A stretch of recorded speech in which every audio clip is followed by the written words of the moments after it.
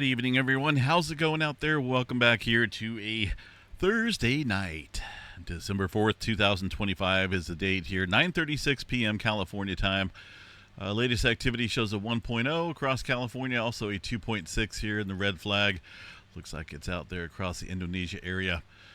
Zooming in here to the west coast, of course, we still got the banner down here, notification from that 5.9 that kind of stirred up a lot of rattled a lot of nerves out here, but not literally in terms of earthquake shaking.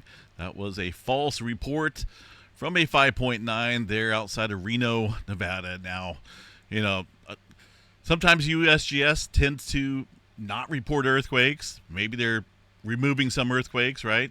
But that was definitely a false earthquake this morning. Even if it was a four-pointer, there's lots of people around here that would feel a four-pointer. And I have yet to talk to one person there that said they felt it. So that was indeed a false earthquake. Legitly an error on someone's part. They're looking into why it was issued a broad region of California, including the Bay Area. But a 5.9, up in this area, it would definitely be felt down there in the Bay Area. But yeah, other than that, looks pretty quiet up there. There's not a whole lot going on outside of Reno and Carson City area. There's a little bit of movement there in Nevada, but that's outside of Tonopah. That's just been a general pattern out there. Nevada's a very active state in terms of earthquake activity. Seen a couple different swarms here near Tonopah and up here around Valmy, Nevada, where there's been a pretty significant swarm as well, but nothing big. 5.9 would definitely show up on seismograph stations. That's what we looked for this morning.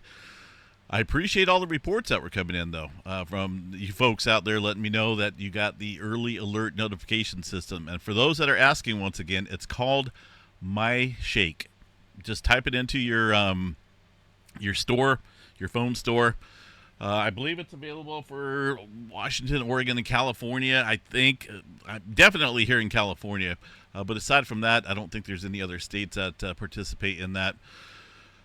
MyShake early alert notification system. Mine went off, and so did lots and lots of other people. All right, so let's see here what we do have going on here for California right now. Anything above the 2.5 level since this morning's update. There's been one down here off the coast of San Diego here. There's a 2.5 earlier this evening. Got a little cluster going on out here, and if we go back to last week or so, well, actually it's been over the last week. A little bit of movement out there off the coast of San Diego, Los Angeles area. A little bit more amplified than normal. Nothing big going on, but a number of these fault systems here, the San Diego Trough Fault Zone and a couple other faults over here, can produce some big earthquakes. Just a couple smaller quakes out there right now. Still getting some movement outside of the Fillmore area. Nothing big, just some ones out there. Go back the last 7 days. Couple of different spotty areas around that area of swarming that's happening today, but this is just an overall pattern of seismic uptick going on here across the west coast. We're seeing a lot of faults here that have been relatively quiet, inactive, showing some elevated movement. It's not just here, it's not just there, it's a little bit of everywhere out here across the plate boundary, inland and previous there on the Pacific side of the plate boundary. That includes areas up around Northern California, the Bay Area, and more recently Southern California. It's pretty active out here. Look at this broad area of seismic uptick going on. Nothing big yet, but when things are on the move, that's when bad things can happen. We're talking about a big earthquake out there along the plate boundary. Eventually, that's going to come to play. I don't think it's going to be much longer. I don't want it to happen, but obviously with the amount of time that has passed, it's coming up here in our future. Further up around the San Francisco Bay Area, a little quiet up there right now. There's one earthquake on the Hayward Fault this morning, a little 0.6. Aside from that, most of this movement up here in the Clear Lake volcanic field is not a volcano getting ready to pop. Don't let anyone fool you on that. These are just geothermal plants out here utilizing the area below to harvest energy. I got corrected on that. I try to read all the comments, good and bad, and most of them I'll try to respond to. But normally I'll say, yeah, they injecting some material down below to create energy, but technically they're just harvesting the energy, right? Not necessarily creating energy. But harvesting the energy and then powering the homes there across the North Bay region. These are geothermal plants out here, and there's quite a few of them. If you look here close on the satellite view, there's clusters of them, probably 15 or 20, maybe even more now, since that image has been taken. Let's see. There's an earthquake here, pretty shallow near Alder Springs this morning as well. Nothing going on across the southern end of the Cascadia subduction zone now, but we are going to double check the Cascadia slow slip event map, see what it looks like tonight. Wow, what a drop. Only 13 epicenters. That's a drop there from the amount of activity we've been seeing here. Close to 200 yesterday, so that's interesting. It comes and goes. Maybe that's why we're not seeing a whole lot of earthquake activity out here for now. Outside of Eugene, a couple earthquakes this evening, or I should say this afternoon, it looks like. Nothing big. 3 of them out there near Holly. Is that right? Holly, Oregon. The Cascades, getting up there around the Cascades there. Not for sure exactly what's out there on the satellite view. These are happening about 6 miles deep or so underneath this area. Again, nothing big going on, but the Cascadia subduction zone definitely building up some steam and momentum there for the next big megaquake, which could happen anytime as well. I mean, seems like there's a lot of doom and gloom, but here we are in the future where a lot of those events have had sufficient time to build up a lot of pressure. Yellowstone National Park, super volcano. Nothing major going on there. A couple very small microquakes. And we can always double check and see if they're reporting the quakes by going and verifying the data here. If it's working, which it is, all right. This seismograph station here, YMC, is a decent station. It's showing even the very small microquake activity. And that's what those were about 1:30 in the morning. If you look at that time period there, very small earthquakes, all, right, 1.2 and below. But, the good thing is they're definitely showing up on the seismograph stations. Yes, there's a handful of very smaller ones that were not reported. One this evening, but nothing major going on. We would know about it. It would show up on the graphs, just like that 5.9. That thing actually did happen, and they were trying to cover it up. They'd have to remove all of the seismograph stations, because I guarantee you, even a 5.9 there outside of Reno would show up on the Yellowstone web recorders there, as far as the recorded ones I just showed you. But negative, did not happen out there. Let's see, oil fields still rocking and rolling. Nothing new out there for now. There's one earthquake in Louisiana. I do know they have some oil fields down here as well. In fact, there you go. Big old oil field operation out there, 2.7. Also some earthquakes there in, well, at least one of them in the New Madrid seismic zone. That's a newer one. Little 2.0. It's been a little active out here across the New Madrid seismic zone. This is an area that can produce, potentially a similar earthquake such as what the San Andreas Fault can do. In fact, 1811, 1812 seen a series of upper 7 and possibly lower 8 magnitude earthquakes out here. Big damaging event, caused all sorts of weird stuff to happen. It's active, and one day it's possible we could see another big event out here, something like that of that magnitude. Even a 7 out here would be pretty damaging. Puerto Rico area, pretty good cluster going on here. Nothing big, bunch of 3s and some 2s out there, but it's been pretty active. Out across the San Juan area. That's this region right here on the globe. As far as any newer major activity goes, well, this one a little older down there across the Kermadec Trench. In fact, this whole area right now is a little on the quiet side, including New Zealand. Newer activity working its way back here across the Philippines, it looks like. There's looks like a cluster of quake activity working its way up towards Taiwan. Some further newer activity there across the Nankai Trough. That that event, let's see here. What's that? 3.2. That's section A. When was that? That's a newer one. That just happened a couple hours ago. So that would make about the third or fourth earthquake here in the last couple days, right into the Nankai Trough.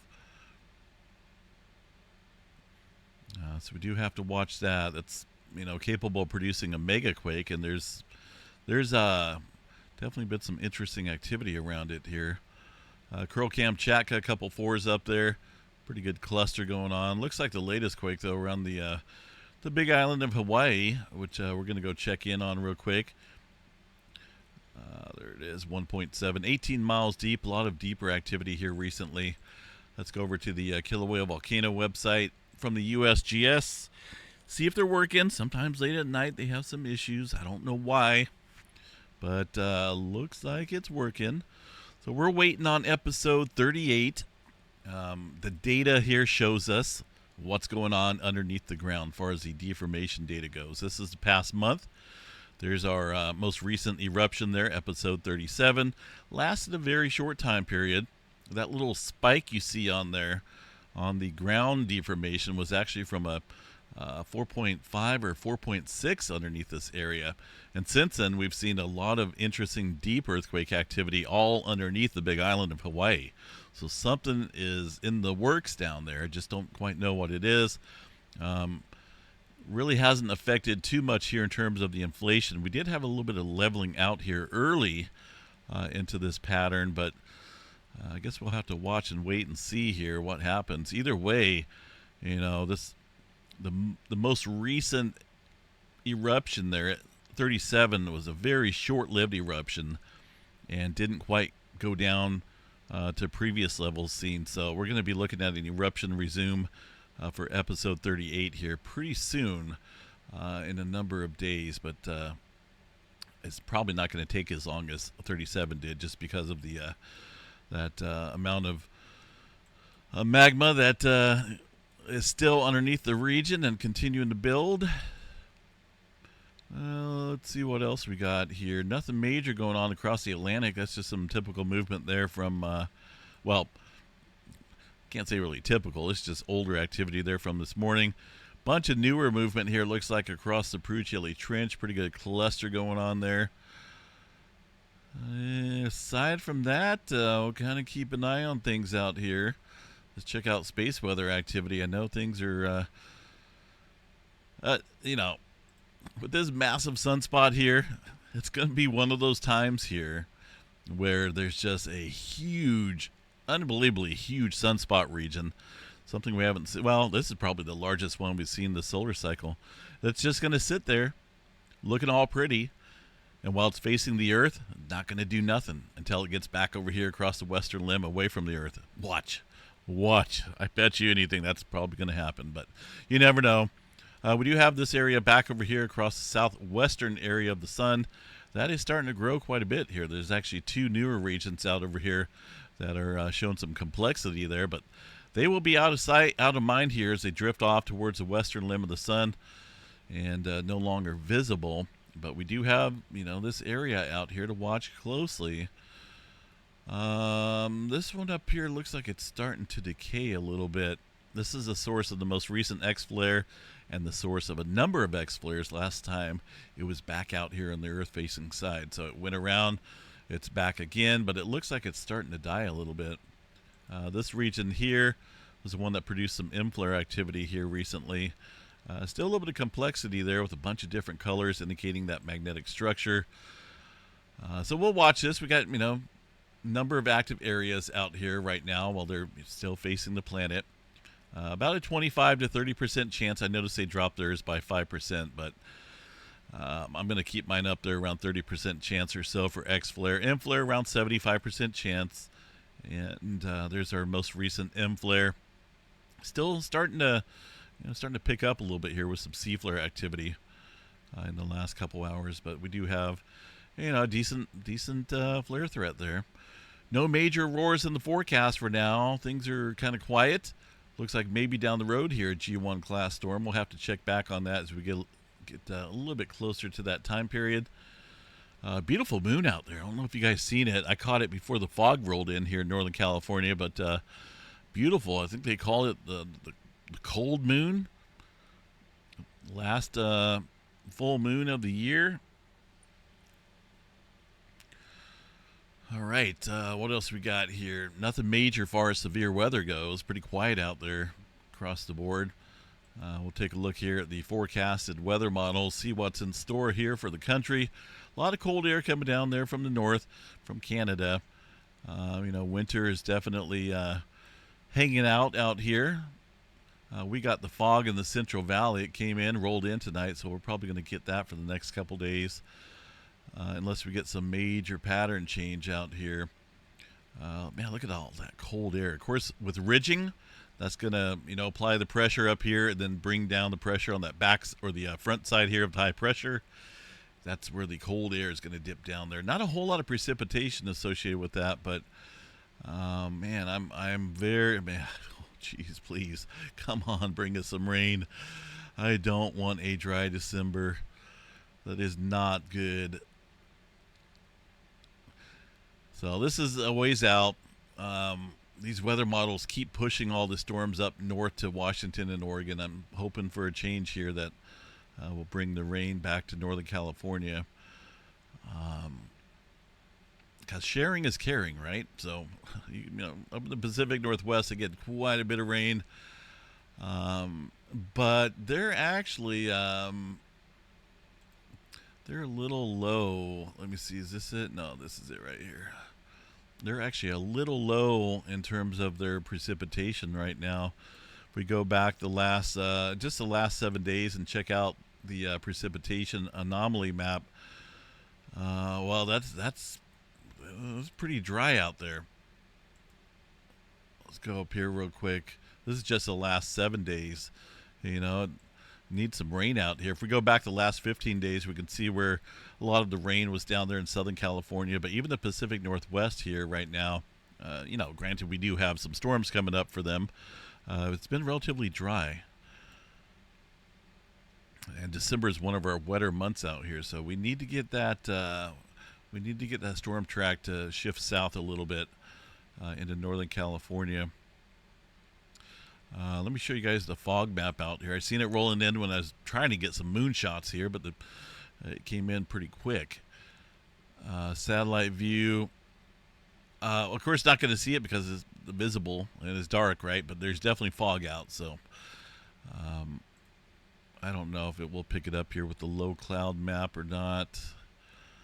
Let's see. Low clouds.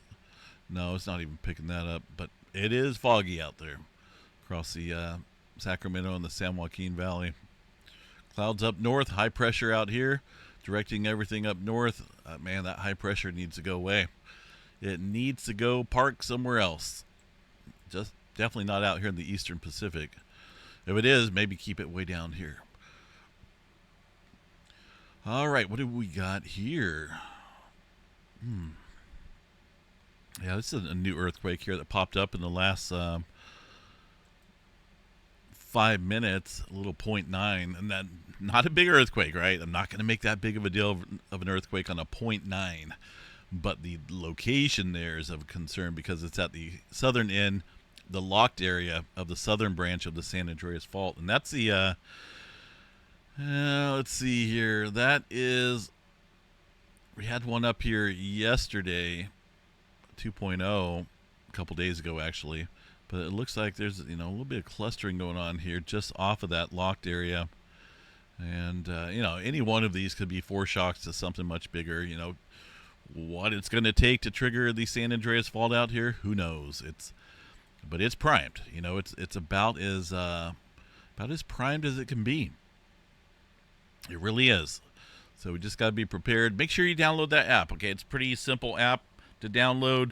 No fancy stuff. You just got to allow it to access your location, right? That way it can send you a notification when you're in an area where you will experience shaking during an earthquake if it happens. So it gives you some time.